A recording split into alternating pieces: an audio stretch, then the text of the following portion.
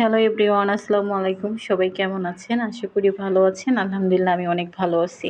আমার ভালো থাকাটা এমন জায়গায় অবস্থান করছে যে আমি আগস্টের ৩ তারিখে ডক্টরের কাছে গিয়েছিলাম। আজকে ৮ তারিখ, ৫ দিন পরে আবারও ডক্টরের কাছে যাইতে হচ্ছে। যদিও আপনারা ভিডিওটা ৯ তারিখে দেখতে পারবেন।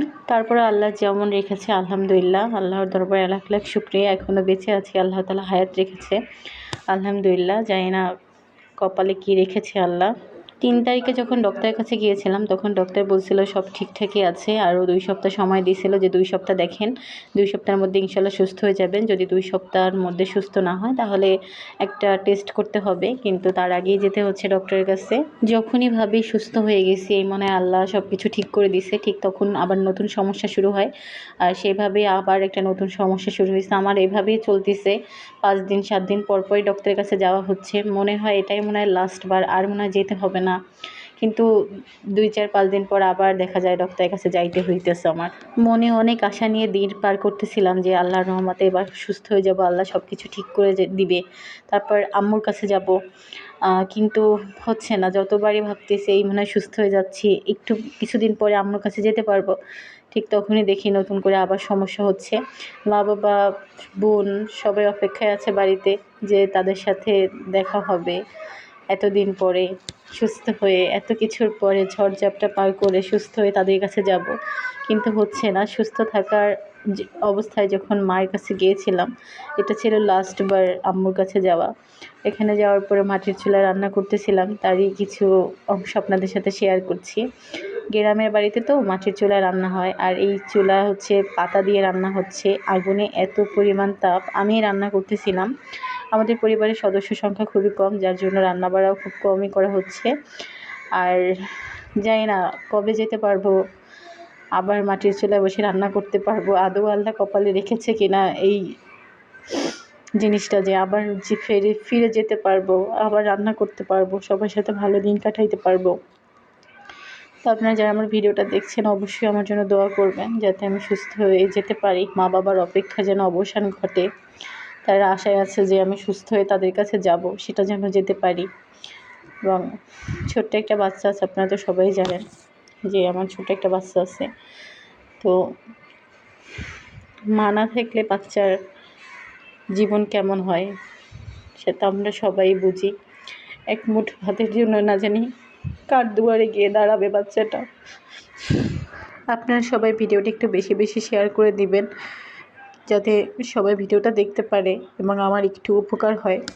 আরাবিকে নিয়ে যতদিন ছিলাম গ্রামের বাড়িতে, আরাবের একটাই আবদার, আমারে মাঠে নিয়ে চলো, আমারে মাঠে নিয়ে চলো। কারণ এখানে হচ্ছে গরু ছাগল দেখা যায়, তারপরে যে ফুল, এগুলোর ভীষণ ভালো লাগতেছিল। তো ওর আবদার ছিল শুধু ফুলের কাছে নিয়ে যাওয়ার জন্য। তো সকালে যাইতাম, বিকালে যাইতাম, এরকম করেই আসলে সময়টা পার হয়ে গেছে। তো বাসায় আসার পর আসলে আরাবের খুব কষ্ট হয়েছে। অনেক দিন ছিলাম আমরা। ফুল তো দেখতে এমনিতেই সুন্দর, তারপরও বেশি সুন্দর ছিল এই যে ফুলের সাথে মৌমাছি, এবং মৌমাছিগুলো ফুলের উপরে এত সুন্দর করে বসতেছিল আর মধু সংগ্রহ করতেছিল। এই জিনিসটা আরও বেশি ভালো লাগতেছিল। মানে ফুল তো দেখাই যায় যেখানে সেখানে, কিন্তু আসলে এইরকম দৃশ্য সহজে দেখা যায় কিনা যায় না, আমি তো দেখি নাই। আমি ছোটোবেলা থেকে বিয়ের আগ পর্যন্ত বাবার বাড়িতেই, মানে হয় না যে অন্য কোথায় থাকা বা কিছু, আমার এই গ্রামে বড় হওয়া বাবার বাড়িতে। কিন্তু আমি কখনো দেখি নাই আমাদের গ্রামে এরকম ফুল চাষ করতে। এমনি চাষ করছে দূরে দূরে, অনেক দূরে, কিন্তু আমাদের বাড়ির সামনে এত সুন্দর করে ফুল চাষ আগে কখনো হয় নাই। তো মানে আমি যখন বাড়িতে আসি গাড়িতে করে প্রথম, যখন দেখি যে এরকম ফুল বাড়ির সামনে, দেখেই যেন মনটা ভালো হয়ে গেছে। মানে তখন নিজেই আগ্রহ ছিল যে কখন আমি এখানে আসবো, কখন আসবো। তারপর দুপুরবেলা খাওয়া দাওয়ার পরে আমি আর এখানে আসলাম, এবং আসার পর তো দেখি শুধু ফুল আর ফুল, মাশাআল্লাহ এত সুন্দর লাগতেছিল। মানে মন চাইতেছিল এখানেই থেকে যাই। আর আরাবি তো চাচ্ছিল একটা ফুল নিয়ে যাইতে, কিন্তু অন্যের ফসল কষ্ট করে চাষ করছে, অপচয় করার কী দরকার। একটা ফুল ছিঁড়ে নষ্ট করব, এটা থেকে তো তাদের আয় হবে, তাহলে আয় থেকে আবার রিজিকের ব্যবস্থা হবে, তো কী দরকার অন্যের রিজিক নষ্ট করার। তো বাবাকে ফুল দেইনি, বুঝিয়ে পড়িয়ে বাসায় নিয়ে চলে আসছি। আরাবির নানু বাড়িতে অনেক বেশি ভালো লাগে, ও সবসময় হচ্ছে নানু বাড়িতে যেতে চায়, সবসময় মানে আগ্রহী থাকে নানু বাড়ি যাওয়ার জন্য। কারণ হচ্ছে আরবি অ্যানিমেলস পছন্দ করে। আর নানু বাড়ি গেলে এটা অ্যাভেলেবেল দেখতে পারে। যেমন আম্মু মুরগি পালন করে। সকালবেলা ঘুম থেকে উঠে দেখে চারপাশে আম্মুর মুরগি। তারপর কুকুর আছে বাড়িতে, বিড়াল আছে। তারপরে আপনার বাড়ির সামনে বের হইলেই ছাগল, গরু এগুলো দেখা যায়। এগুলো ওর ভীষণ পছন্দ। আর আমরা যখন যাই আমাদের বাড়ি থেকে আম্মুদের বাড়িতে, তখন অনেক পথ পাড়ি দিতে হয় আমাদের। যেমন প্রায় ২.৫ ঘন্টার মতো লাগে যেতে, ২.৫ ঘন্টা ৩ ঘন্টা। তো এই পথে, পথে ও সবসময় মানে হয় মানে অনেক কিছু দেখতে, দেখতে যায়। এই জিনিসটা ওর খুব ভালো লাগে। তো এজন্য আরকি নানু বাড়ি ভীষণ পছন্দ। সবসময় আগ্রহী হয়ে থাকে কখন যাবে নানু বাড়ি। অনেক গল্প করলাম আপনাদের সাথে।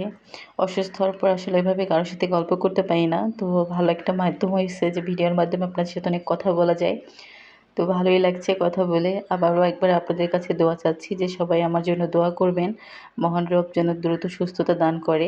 আপনাদের জন্য মন থেকে দোয়া করতেছি আল্লাহ আপনাদেরকে সবসময় সুস্থ রাখুক এবং আপনারা সুস্থতাকে কাজে লাগাবেন। বেশি, বেশি আল্লাহর ইবাদত করবেন। ভালো কাজগুলো বেশি, বেশি করার চেষ্টা করবেন যাতে আপনারই লাভ হয়। আমার ভিডিওগুলো পারলে একটু শেয়ার করে দিবেন। আপনাদের কাছে অনুরোধ থাকবে। আজকে এখানেই বিদায় নিচ্ছি। সবাই ভালো থাকবেন, সুস্থ থাকবেন। আল্লাহ হাফেজ। আসসালামু আলাইকুম।